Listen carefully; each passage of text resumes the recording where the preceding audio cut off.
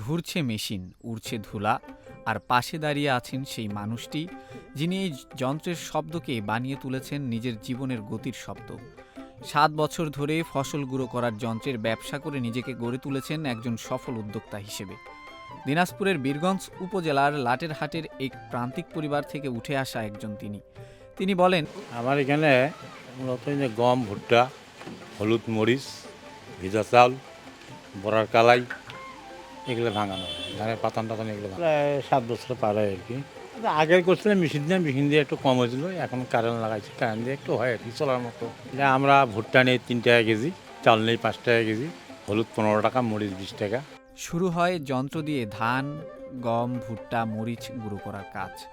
প্রথম বছর আয় সামান্য, কিন্তু ধীরে ধীরে বাড়তে থাকে চাহিদা।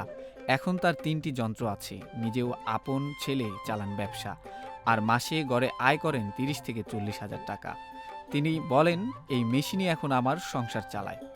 ফসল প্রসেসিং মেশিন শুধু কৃষকদের কাজে লাগে না, এটি একটি সম্ভাবনাময় ক্ষুদ্র শিল্প।